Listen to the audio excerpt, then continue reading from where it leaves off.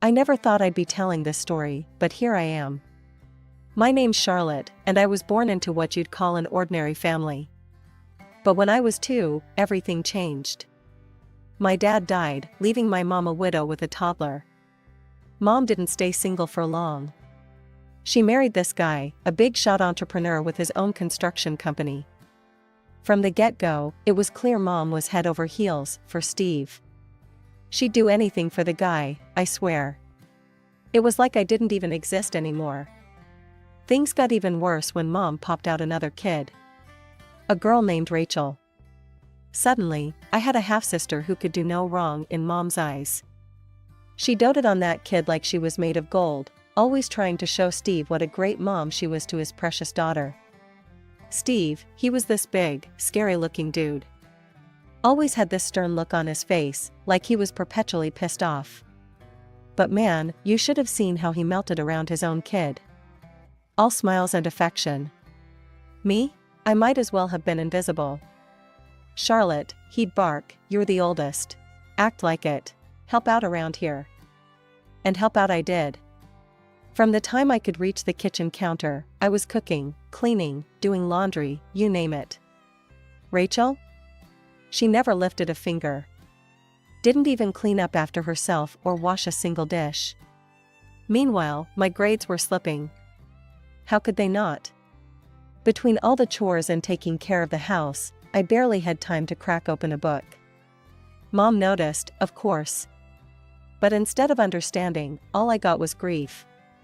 What's wrong with you, Charlotte? She'd yell. Are you stupid or just lazy? Your sister manages to get good grades.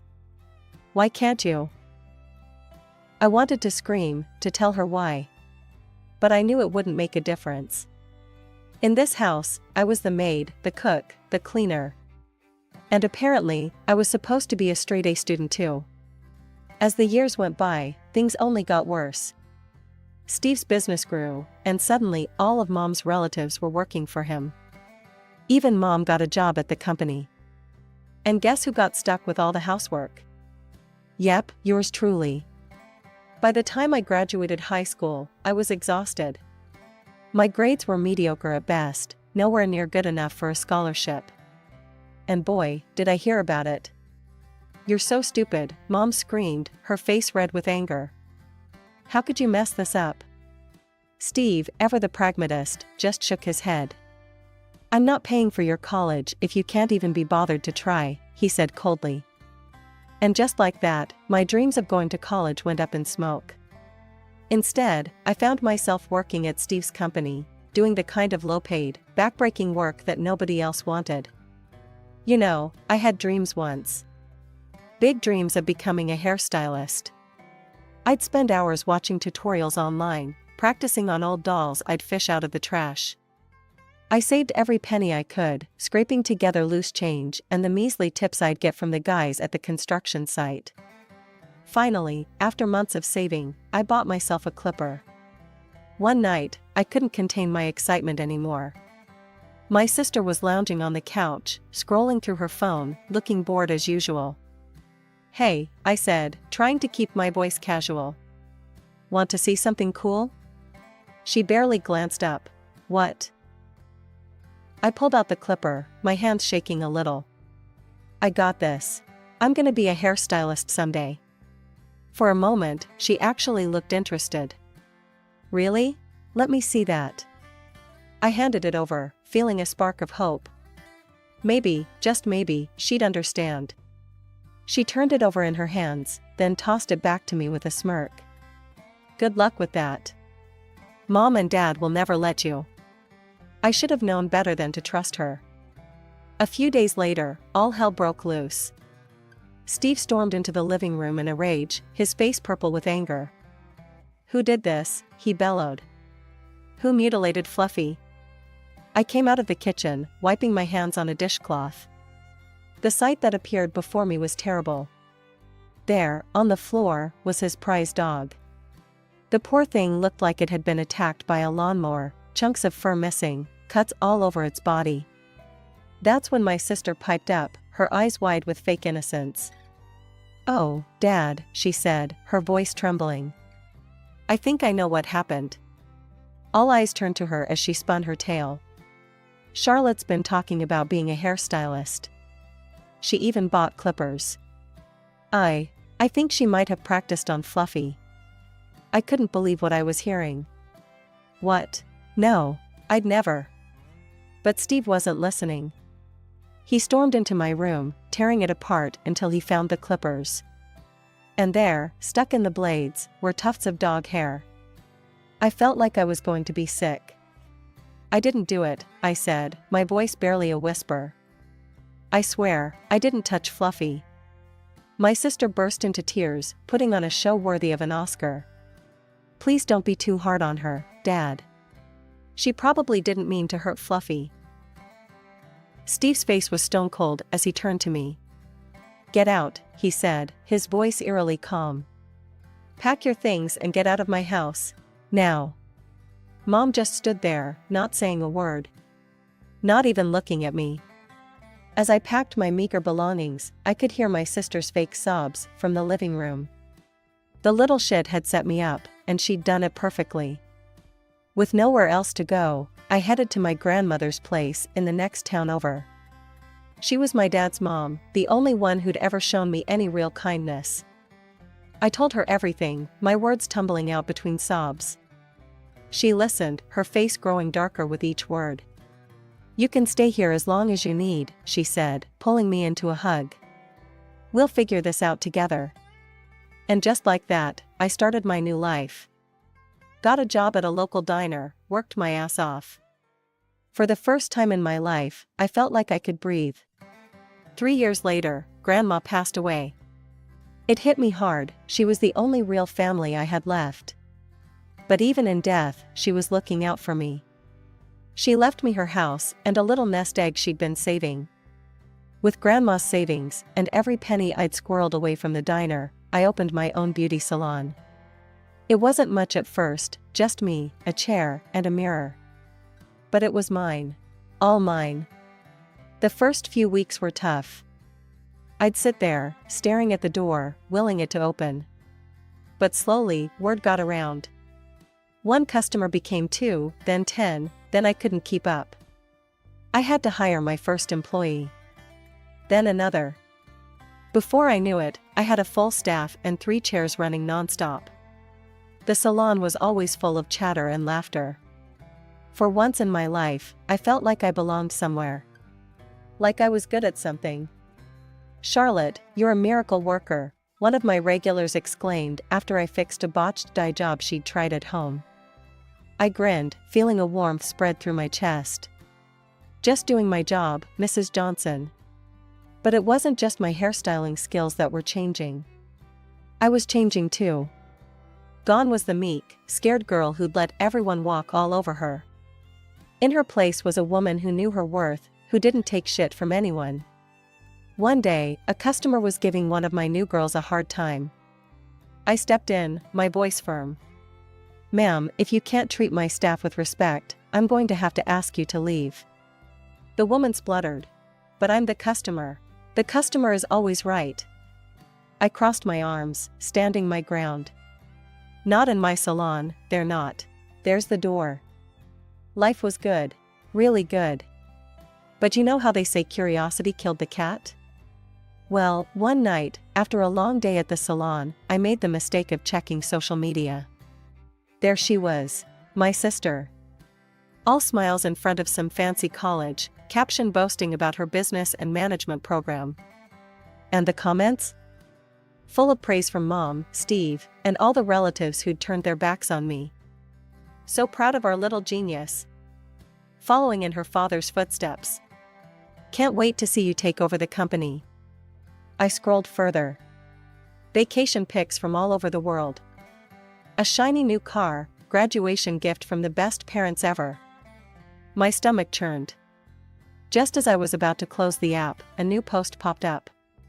Mom and Steve, all decked out in Hawaiian shirts and leis. Celebrating our brilliant daughter taking over the company. Time for a well-deserved break.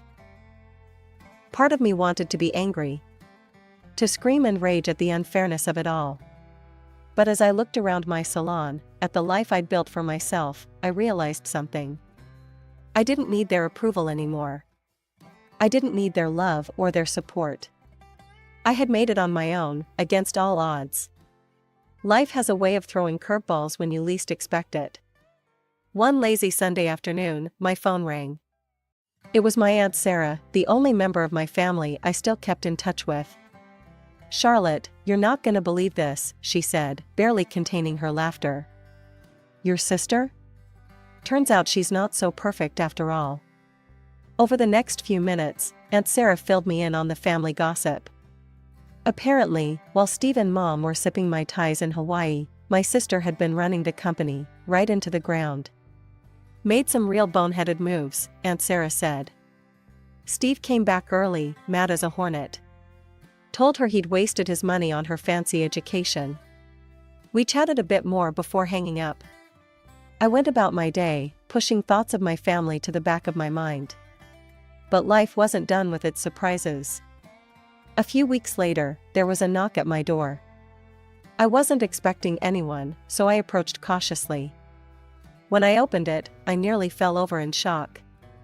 There stood my sister, mascara running down her face, a suitcase at her feet. "Charlotte," she sobbed, throwing herself at me. "Dad kicked me out. He disowned me, took away my apartment. I'm homeless." For a moment, I felt a pang of pity. Then I remembered all the years of torment, all the manipulation. I gently, but firmly, pushed her away. "What do you want, Rachel?" I asked, my voice flat. She looked up at me, eyes wide and pleading. "Can I stay with you? Please? I need help, a job. I could be the director of your salon." I almost laughed out loud. "Director? You've got to be kidding me." "But I have a business degree," she wailed. "I'm qualified." I took a deep breath, steeling myself. "Look, I need a secretary. Someone to work the front desk, book appointments. That's all I can offer." Rachel's face changed in an instant.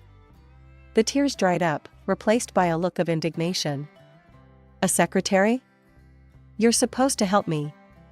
Give me a real job, let me live with you." I'd had enough. Years of pent-up anger and resentment came bubbling to the surface. "No," I said, my voice cold and firm. "I don't owe you anything. There's a cheap hostel down the street. Good luck." Rachel stared at me, mouth agape. Clearly, she hadn't expected this. Without another word, I closed the door in her face. Through the window, I watched as she stomped down the driveway, her theatrical sobs replaced by a scowl of pure rage. She threw her suitcase into the back of a shiny car, the same one I'd seen in her social media posts. A few days after Rachel's dramatic exit, I got a call from an old friend who still had connections to my family. The conversation also turned to Rachel.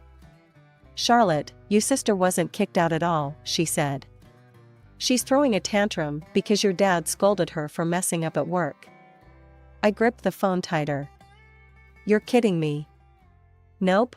She thought she'd teach him a lesson by running away. Figured she'd crash at your place, mooch some money, then go back home when she's made her point." After hanging up, I felt a mix of anger and relief. Anger at Rachel's audacity, but relief that I'd seen through her act. The old me would have fallen for it hook, line, and sinker. Just when I thought things had settled, my phone rang again. This time, it was Mom. "Charlotte," she said, her voice cold and disapproving. "How could you turn your sister away like that? You should give her a job as a manager, not some lowly secretary position." I nearly choked. "Manager? Are you serious?" "Of course I am," Mom snapped. "She has an expensive education. She's taken management courses. She's much smarter than you, Charlotte." That was it. The last straw. Years of pent-up resentment came pouring out. If she's so smart, I spat, then why did she screw up Dad's company so badly? There was a pause on the other end of the line. When Mom spoke again, her voice was icy. "Your sister just needs to learn. The director position at your salon would be perfect for her to practice. It's not like your little haircutting business would be a great loss if she makes a few mistakes. I saw red. My little haircutting business? Do you have any idea what I built here? No, of course you don't. You never cared about what I did. Charlotte. But I was on a roll. No, you listened to me for once. Do you know what it was like growing up in that house? Being treated like a servant? Being kicked out with nowhere to go? Do you even care? I ranted for what felt like hours, letting out every hurt, every slight, every moment of neglect I'd suffered. Mom stayed silent throughout. When I finally ran out of steam, I felt drained but somehow lighter. For a moment, I thought maybe, just maybe, she'd understood. Then she spoke. Are you quite finished? Now, as I was saying, it's your duty to help your sister. You will give her the director position. I couldn't believe what I was hearing. It was like she hadn't heard a word I'd said. In that moment, I realized something: nothing was ever going to change. No, I said, my voice steady and cold. I won't be hiring Rachel for any position. And don't call me again unless you're ready to apologize for how you've treated me all these years. I hung up and blocked her number, my hands shaking. Part of me wanted to cry, to mourn the mother I'd never really had. But another part, a stronger part, felt free. Just when I thought the dust had settled, all hell broke loose. My phone started blowing up with notifications. At first, I ignored them, thinking it was just the usual social media noise.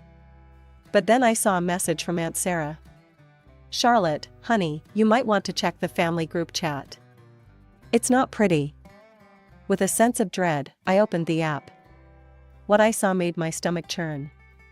Uncle Bob had posted, "Can't believe how stuck up Charlotte's gotten. Opens one little salon and thinks she's too good for family." Cousin Emma chimed in, "So selfish. Won't even help her own sister. Disgraceful." I felt like I'd been punched in the gut. Tears stung my eyes as I scrolled through message after message of hate and judgment. The next morning, I woke up with a clarity I hadn't felt in years. I was done being the family punching bag. It was time to fight back. I called up a lawyer friend of mine, Jake, and asked him to meet me for coffee. He listened intently as I showed him the messages, his frown deepening with each swipe. "This is straight up harassment, Charlotte," he said, shaking his head. "We can definitely work with this." He explained my options, but one stood out: we could draft up a cease and desist letter. Threaten legal action if they don't stop. It might scare them enough to back off. Jake got to work right away. A few days later, I had a stack of official-looking letters in my hand, one for each family member who'd participated in the online assault. With a deep breath, I started sending them out. To each relative, I attached a personal note. "I've seen your posts. This is your one and only warning. Continue to harass me, and I'll see you in court. Choose wisely." The response was almost immediate. My phone started ringing off the hook. I let it go to voicemail, listening to the messages later with a mix of satisfaction and sadness. Uncle Bob sounded panicked. "Charlotte, sweetie, it was just a joke. No need to get lawyers involved." Cousin Emma was in tears. "Please don't sue us. We didn't mean anything by it." One by one, the offensive posts disappeared. The family chat went silent. It was like someone had flipped a switch. Aunt Sarah called me that evening. "Damn, girl," she chuckled. "You sure know how to clear a room." I laughed, but it was hollow. I didn't want it to come to this, Aunt Sarah. But I couldn't let them keep treating me like that. After we hung up, I sat in my quiet apartment, staring at the wall. I'd always dreamed of having a big, loving family. Now, it felt like I'd burned the last bridge connecting me to that dream. But as I looked around at the life I'd built for myself, my thriving salon, my comfortable home, my true friends, I realized something. Family isn't always about blood. Sometimes, it's about the people who stand by you, who support you no matter what. I might have lost the family I was born into, but I'd gained something far more valuable: self-respect. My birthday. For once, I was actually looking forward to it. No family drama, just a nice evening with my friends and salon staff. People who actually cared about me. I was putting the finishing touches on my makeup when my phone rang. It was Jess, my head stylist. "Charlotte, you need to get down here. It's your sister. She's here, and God, Charlotte, it's bad. Just hurry." I broke every speed limit getting to the salon. The place looked like a war zone. Shattered mirrors, overturned styling chairs, hair products splattered everywhere. And in the middle of it all, being restrained by 2 cops, was Rachel. "You bastard," she screamed when she saw me. "This is all your fault." I ignored her, turning to Jess. "What the hell happened?"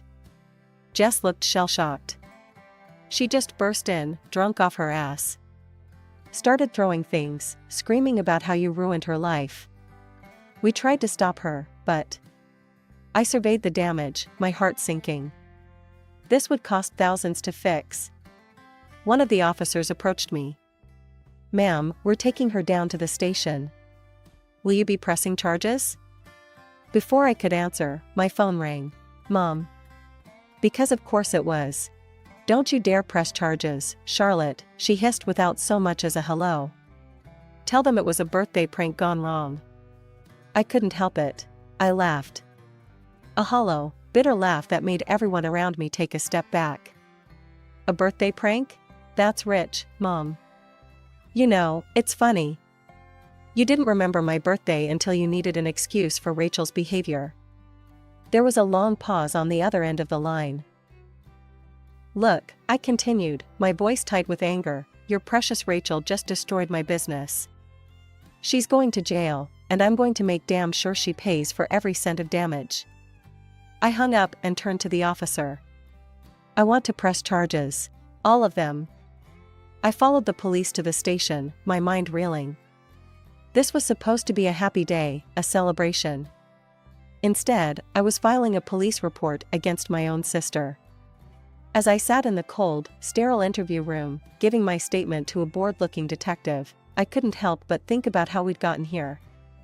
How had things gone so wrong? When I finally got home, hours later, I found my friends and staff waiting for me. They'd cleaned up the salon as best they could and brought the party to my place. As I looked around at these people, my chosen family, I felt a lump in my throat. "Thanks, guys," I managed to choke out. This means a lot." We raised our glasses in a toast. "To Charlotte," Jess said. "The toughest boss and best friend we could ask for." The court case dragged on for months. Every day was a new battle, a new low in family drama. But I stood my ground. Finally, the verdict came in. Rachel got a suspended sentence for hooliganism and had to pay me a hefty sum in compensation. I thought I'd feel victorious. Instead, I just felt tired. The day after the sentencing, I got a call from Steve. "You happy now?" he growled. "You've torn this family apart. As far as I'm concerned, you're dead to us." The line went dead. I stared at the phone, waiting for the pain to hit. But all I felt was relief. Mom didn't even bother to call. She sent a text, "I hope you're satisfied with what you've done. Don't contact us again." I showed the messages to Aunt Sarah over coffee the next day. She shook her head, disgusted. "You're better off without them, honey," she said, squeezing my hand. "You've got me. And you've got yourself. That's all you need." She was right. I threw myself into my work, channeling all my energy into expanding my business. One salon became 2, then 3.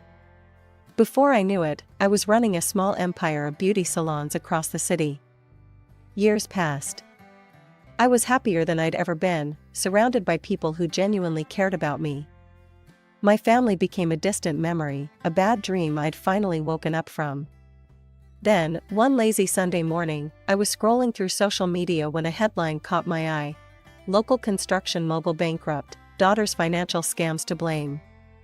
My heart skipped a beat. There was Rachel's face, being led away in handcuffs.